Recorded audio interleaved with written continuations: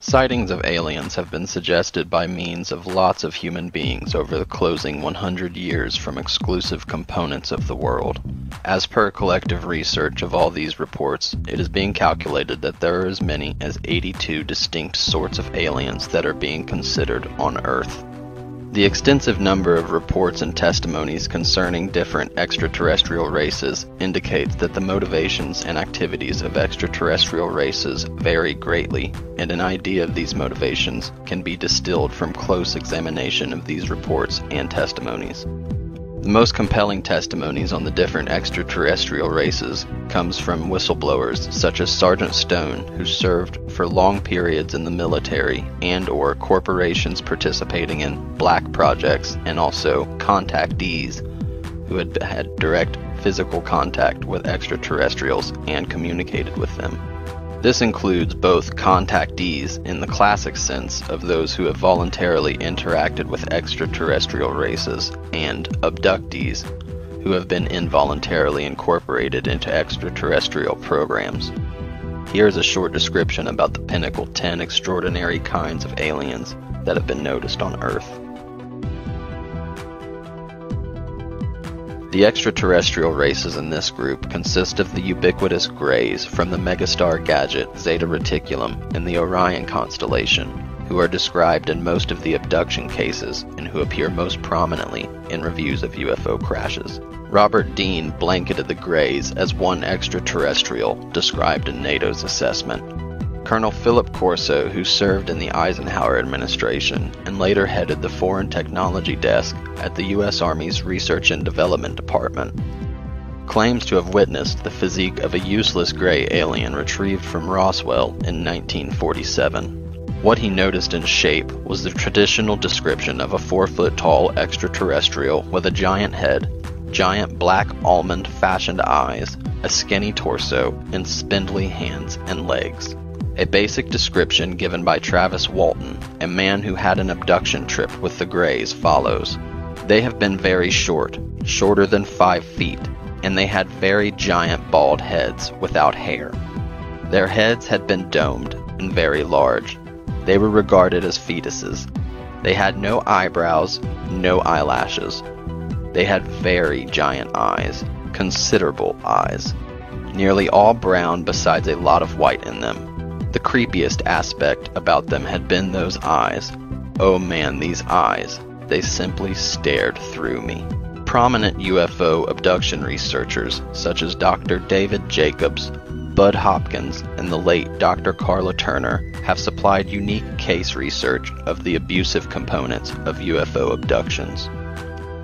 These researchers discovered worrying proof of abusive remedy of humans taken into UFO craft, of females being involuntarily subjected to a genetic application aimed at producing human extraterrestrial hybrids, and many other humiliating and intrusive procedures.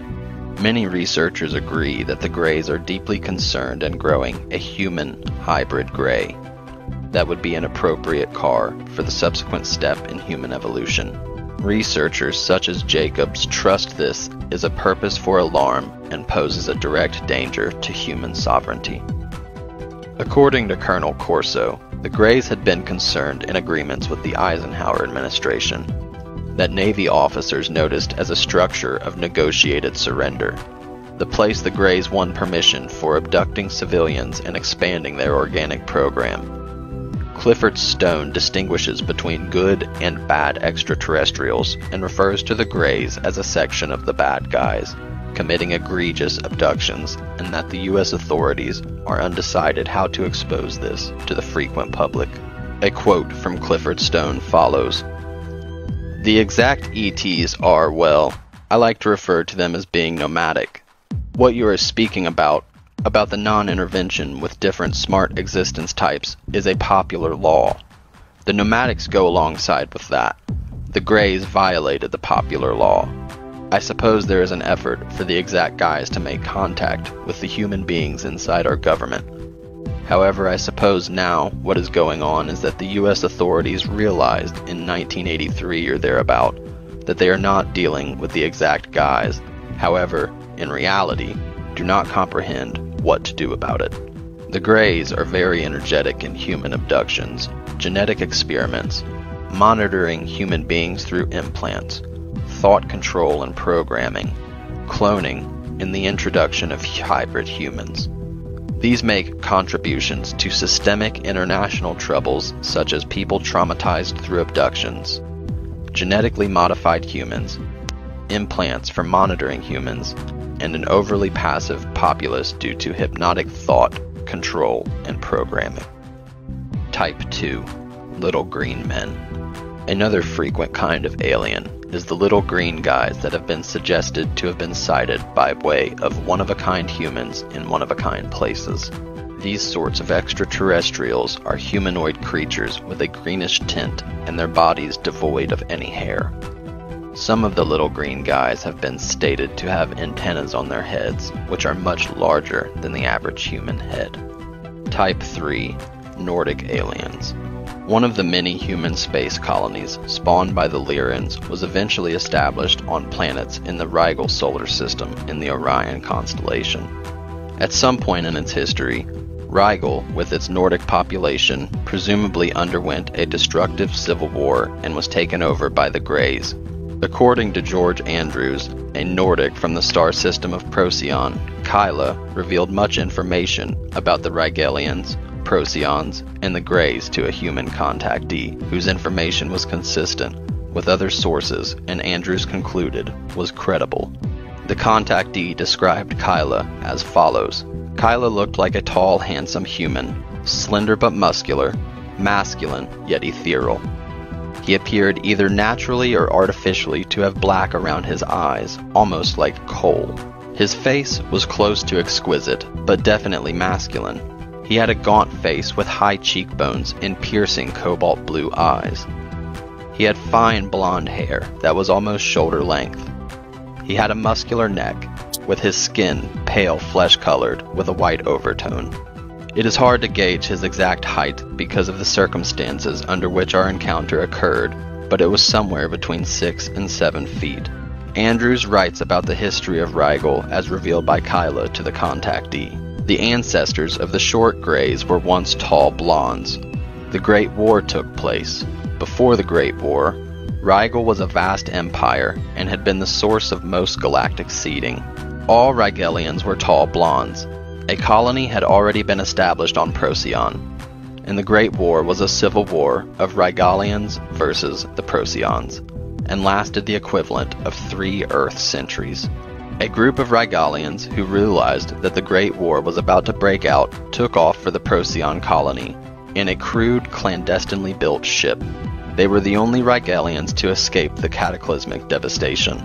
All those who had remained on Rigel were transformed into short Greys. It appears that Rigel underwent a planet-wide nuclear war and an environmental collapse that led to life in underground shelters. It is very unlikely that the transformation of Nordic Rigelians involved them becoming short Greys, whose genetic material is generally accepted as inferior to human races such as Nordics. The genetic mutation process would have taken much longer than the 3 centuries mentioned. It is more likely that the surviving Rigelian Nordics were incorporated into a planet-wide genetic hybridization program by short Greys from a star system such as Zeta Reticulum, who had covertly infiltrated and undermined Rigel prior to and/or during the Great War. The short Greys most likely succeeded in genetically engineering the tall Greys using genetic material from the Nordic survivors who were too weak to resist the Grey hybridization agenda. These Rigelian tall Greys subsequently play a key role in diplomatic initiatives by the Greys and serving as a genetic model for new human-Grey hybrid races that allegedly represent the best of both species. Type 4. Pleiadian aliens. The aliens of the Pleiadian kind are characterized by means of spherical faces and tall human-like bodies, and the relaxation of the facets are smooth, however detailed. The common look of the Pleiadians is a very fantastic one, and though they do not typically have hair, if they do, it is generally blonde. These aliens are recognized to be very mild and peace-loving with the aid of nature. Type 5. Andromedan aliens. The ETs from the Andromeda are additionally described with the aid of Alex Collier as having been direct descendants of the Lyrans, who skilled some situations when first leaving the Lyran device due to predatory extraterrestrial races. However, ultimately settled in the Andromeda constellation in the superstar machine Zante. Collier describes the nature of the Andromedans as follows. Everything that they create technologically is used for the development of their race. It is for instructional functions only, but it can be used in defense. No, they do not have a military per se, they are scientists. What they do is ship their teens to college somewhere, from 150 to 200 years in our linear time. They educate their college students in all of the arts and sciences. They are actually masters at everything. Then, at that point, they have the desire and what it is to desire to do, and they can exchange their minds whenever and do something else. So, they are given all the tools. Everything is for education. Nothing is for distraction. They would by no means conceive of developing television as a distraction. Never. Everything is to assist them in evolution, and their science can be used for protecting functions, primarily the holographic stuff. The most massive function of the Andromedans is that they are instrumental in the Andromeda Council, which is a grouping of about 140 celebrity structures who deliberate upon Earth. In a 1997 interview, Collier described the Council's deliberations as follows. Now, in our galaxy, there are many councils. I do not understand the whole lot about all these councils, however I do understand about the Andromedan Council, which is a team of beings from 139 distinctive big-name structures that come collectively and talk about what is going on in the galaxy. It is no longer a political body. What they have been lately discussing is the tyranny in our future. 357 years from now, due to the fact that it influences everybody. Apparently what they have done via time travel is that they have been in a position to determine the place the massive shift in electricity occurred that motivates the tyranny 357 years in our future. They have traced it back to our photovoltaic system, and they have been capable of beaming it down to Earth and Earth's moon and Mars, those three places. The very first assembly the Andromedan Council had was to figure out whether or not now, not at once, intervene with that was going on here on Earth. According to Moraine, there have been 78 entities that met this first time. Of these 78, half of them determined that they desired nothing to do with us at all, regardless of the problems. I assume it is actually vital that you recognize why they desired to have nothing to do with us. We are speaking about big-name structures that are thousands of thousands and thousands of light years away from us. Even some who have in no way met us. They simply know the vibration of the planet mirrored those on it. The motives why they desired nothing to do with us is that from their perspective. Earth human beings do not appreciate themselves. Every different planet, what perchance can be the price of Earth humans. Fortunately, the majority of the Council gave the opinion that due to the fact Earth has been manipulated for over 5,700 years, we deserved an opportunity to show ourselves, to at least have one shot at proving the different phase of the Council wrong. Another contactee who mentions the Andromedans is Adrian, who was once drastically interviewed with the aid of researcher Sean David Morton and observed to be credible. Adrian's testimony used to be supported by means of tremendous photos, movies, and witness testimonies. According to Adrian, the Andromedans play a necessary function in forming councils that deliberate on Earth's future, thereby independently confirming Collier's testimony. The Andromedans are one of the foremost extraterrestrial races most accountable for crop circles. He argues that the crop circles are meant to encourage people with the opportunity of extraterrestrial communications and to warn poor extraterrestrials of the penalties of their moves to manage and manipulate humanity. The Andromedans' chief reaction seems to be facilitating selections of the galactic neighborhood in dealing with tough issues such as the cutting-edge Earth situation, progressive techniques for resolving conflict, the schooling of childhood, and inspiring humanity with the probabilities of extraterrestrial contact. The international options they promote consist of supporting the increase of psychic, crystal, and rainbow children, peace education, exposing elite manipulation, advertising extended world governance, and diplomacy and hostilities resolution. Type 6. Reptilians. Another outstanding extraterrestrial race in this crew is described with the aid of Dean as humanoids with reptilian traits that are 6 to 8 feet tall. Reptilian extraterrestrial races have been described to be each native to Earth and additionally from different big-name systems. R.A. Boulay has significantly analyzed a range of ancient sources and argued that there is adequate proof to help the conclusion that a historical extraterrestrial race of reptilians inhabited the Earth and performed a position in the introduction of humanity.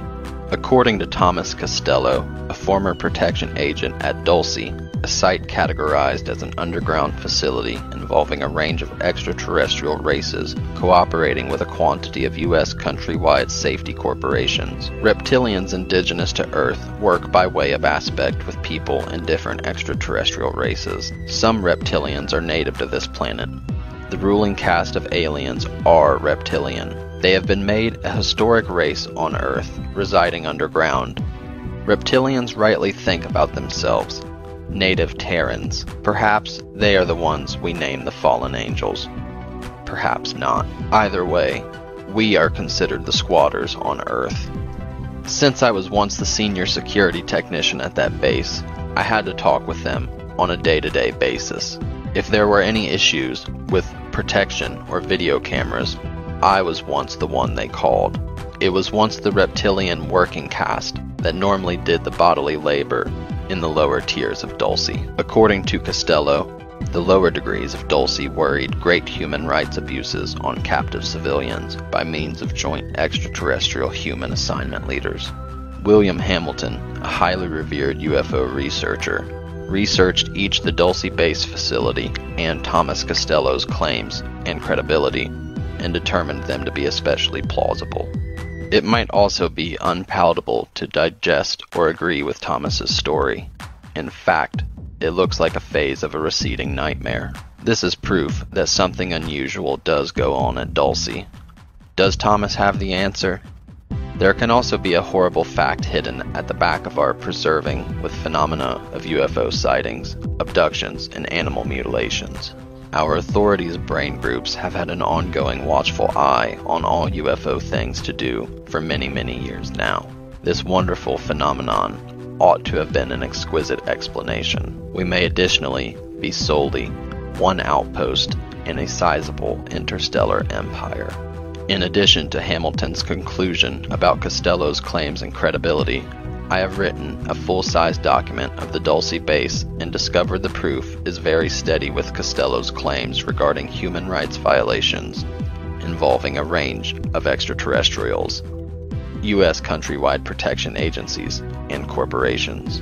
Linda Moulton Howe, an investigative journalist and UFO researcher, interviewed a contactee abductee with the aid of Jim Sparks, who claims to have met with a wide variety of reptilians indigenous to Earth.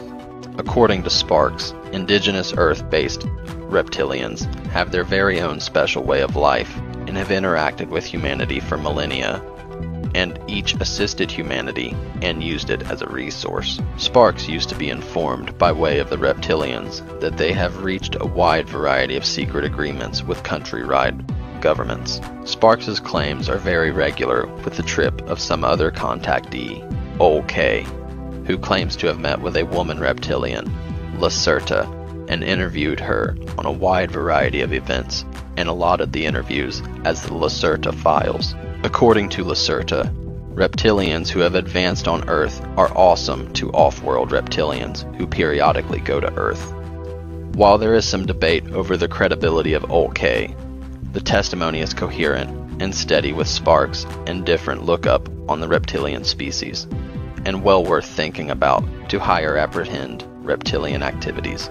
According to Lacerta, The reptilians' disposition toward humanity is cautious, considering the fact that they view human beings as a primitive species that is the property of different extraterrestrial races that seeded the planet. The Earth-based totally reptilians, in accordance to Sparks, harvest people in a way that does not task the human presence on the planet. This suggests that the reptilians are following agreements imposed upon them through extra-effective, off-world, extraterrestrial races. In summary, in accordance to the whistleblower and contactee stories mentioned, as a result, it can be concluded that the indigenous Earth-based reptilians are worried in things to do such as manipulating human elites and monetary institutions, influencing spiritual faith systems, militarism, and altering the records of human civilization. The systematic world troubles, the indigenous reptilians, make a contribution to encompass covert human rights abuses, elite corruption and domination, manipulation of the media and corporations, divisive spiritual dogma, historic amnesia, and a subculture of violence. Type 7. Alpha Draconian. The most corrupt, hostile, and vicious type of aliens are the Alpha Draconian. These aliens are believed to have come from the Alpha Draconis and are characterized by giant reptilian features. These aliens are about 14 to 22 feet tall and weigh approximately 1,800 pounds or more. They believe themselves to be the rightful owners of the humans who are lesser evolved beings as per their standards. Type 8. Syrians. In addition to the above extraterrestrials, there are a number of human-looking extraterrestrials from Sirius B, which is a part of a binary star system. Alex Collier describes extraterrestrials from Sirius B as follows. The cultures around Sirius B have a very controlling vibration. Some of the humans are red, beige, and black-skinned. The planets around Sirius B are very arid and generally occupied by reptilian and aquatic-type beings. The society is more obsessed with political thought patterns instead of spiritual attributes. Amazingly, an African tribe called the Dogon had an intricate understanding of this elliptical orbit of Sirius B around their main star, Sirius A. This knowledge was apparently given to their ancestors by advanced extraterrestrials from the Sirius star system. The Dogon described the Syrians as amphibians from a planet around Sirius B, which is consistent with Collier's claims that one of the planets around Sirius B is generally occupied by reptilian and aquatic-type beings. The racial characteristics of the humans from Sirius B suggest that they are descendants from the star system Vega, which will be described later. Preston Nichols claims to be a whistleblower who participated in a clandestine project at Montauk that involved a number of extraterrestrial groups. An independent investigator found Nichols to be a very reliable and solid witness, and that for myself, his information checked out across the board, right down the line, to the extent that it was at all possible to verify particular information. The humans from Sirius B, according to Nichols, played a role in providing exotic technology such as time, interdimensional travel to clandestine government agencies involved in both the Philadelphia experiment and the Montauk project. In conclusion, this human extraterrestrial group from Sirius B is mainly active in technology exchange programs that have assisted the government in the acquisition of various technologies that have had military applications. This appears to be aimed at promoting military cooperation to potential extraterrestrial threats against Earth, both through subversion and external intervention. The global problems that the humanoids from Sirius B have contributed to include covert weapons research, use of exotic technologies, and abuse of civilians used in time travel experiments. Type 9. The Anunnaki. The Anunnaki is reported to be a race of giant humanoids who have played a role in seeding the Earth with humans, and who periodically return to the Earth to determine how effectively Earth's resources have been utilized by humanity, and those extraterrestrial races playing a role in managing us. These are described by the Sumerians as the Anunnaki from the world Nibiru in the extensive cuneiform texts translated by Zachariah Stitchin. These giant humanoids apparently form the chief founding extraterrestrial race that were the gods described in ancient mythologies and religions. According to the accounts of the Sumerians, the Anunnaki's chief god is Anu, and the pantheon of Anunnaki, as described by Stygian, form key figures in the hierarchy that secretly oversee management of humanity and the planet Nibiru, which periodically returns to the vicinity of Earth. According to Alex Collier, this is how the Anunnaki, or the Nibirians, originated as a species. A very long time ago, colonies on Sirius B and the Orion group were having trouble with each other. In order to bring peace, there was a marriage between members of each group. The woman came from the Orion group, where the hierarchy includes a queen, the matriarchal paradigm. The male was from Sirius B. Both members were considered royalty of their respective line. When these two came together in marriage, their offspring had genetics from both lines. Because of these genetics, the new race that was created was given the name Nibiru, which I am told by Morani of the Andromedan Council is the Orion tongue meaning for divided amongst two. This is who they literally are, a cross between those from Sirius B and a race from the Orion system. They formed a new tribe, which has continued to flourish for at least 100 of thousands of years. So they are a tribe that has become a race. It appears that the Anunnaki's mode of operation is to leave primitive species such as humanity to flourish on the planet's surface, while more advanced races, such as the Reptilians, form a kind of planetary management team to harvest humanity in a way that serves the long-term interest of the Anunnaki, who return periodically to assess their human experiment. It therefore appears that the Anunnaki form a kind of regulatory agent to ensure that the Earth's resources and humanity in general are responsibly managed.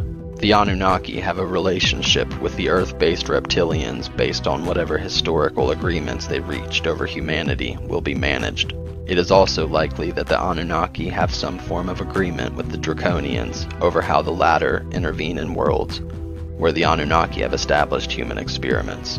Finally, it is also likely that some members of the Anunnaki have remained secretly on Earth and therefore have played a role in the creation of elite human organizations to manage human affairs. These agreements and/or secret control of human elite groups indirectly make the Anunnaki a part of the military-industrial extraterrestrial complex. According to Sergeant Dean, the Anunnaki are major players in human affairs, and this is likely to become more significant as their home planet Nibiru returns to the vicinity of Earth. It is the apparent return of the Anunnaki that appears to be a wild card that concerns national security agencies that are unaware of how this race of extraterrestrials will impact on global humanity in the military-industrial extraterrestrial complex, which was created to manage extraterrestrial affairs. The main activities of the Anunnaki are to influence the long-term human evolution through elite groups, systems, and institutions, and by influencing human consciousness. They appear to be in competitions with the Draconians for control of Earth. The main global problems they contribute to include elite domination, religious fundamentalism, a patriarchal global culture, and a culture of violence. Type 10. Arcturians. The final extraterrestrial race to be examined due to their significance are the Arcturians, who are described as once having seeded the Earth with their members and presumably peacefully coexisted with other races. According to Andrews, in antiquity, this planet was divided into sectors among 4 different groups: blondes, greys, large lizard-like beings from the Capella system, and beings from the Arcturus system. Andrews goes on to describe the Arcturians as currently playing an observer role in the current battle between extraterrestrial groups over Earth and her population. Collier describes the Arcturians as also being one of the races interacting with Earth and that they are trying to help. According to the contactee Adrian, the Arcturians are the extraterrestrial race most responsible for crop circles. He argues that the crop circles are intended both to inspire humans with the possibility of extraterrestrial communications and to warn negative extraterrestrials of the consequences of their actions to control and manipulate humanity. Here is a more detailed description of the Arcturians given by Collier. This group of beings settled in the constellation of Arcturus. These races of humanity are very private, and for very specific reasons, they do not get involved with Earth. They think of themselves as healers. They carry a long, strong pride of technology in the arts of physical healing and emotional and spiritual bodies. They have been known to intervene in the ancient past and to help resolve very serious conflicts in our area of the universe by sharing their unique ability to show others how to integrate their belief systems and feelings to resolve conflict. They can be very silent and can and will keep very much to themselves. They as a group have done much to help raise the overall levels of consciousness in our universe. Most information on the Arcturians comes from those claiming to have telepathically communicated with them. For example, Dr. Norma Milonovich, in her book, We, the Arcturians, describes her communication with the Arcturians through a form of computer-aided automatic writing. She claims the Arcturians are here to assist Earth as it enters a new age of spirituality.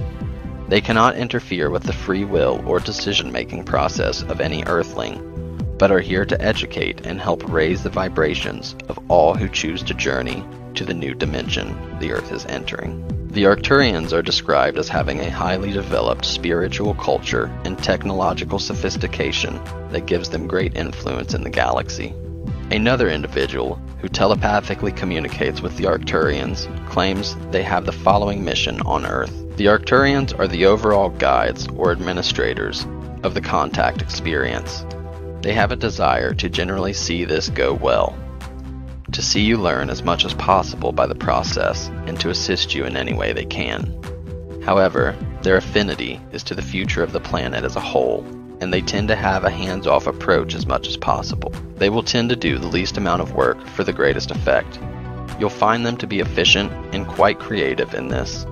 They may be useful to you in learning how to play, how to wait for the right timing, and how to do the very few important things you must do to succeed. The Arcturians' main activity, therefore, appears to be one of integrating spiritual values with advanced technologies, in providing strategic advice in transforming planetary systems and inspiring humanity with the possibilities of extraterrestrial contact. The global solutions the Arcturians contribute to include transparent and accountable global governance, integrating global financial, political, and societal systems, helping humanity coordinate effectively with all extraterrestrial races in diplomacy and conflict resolution.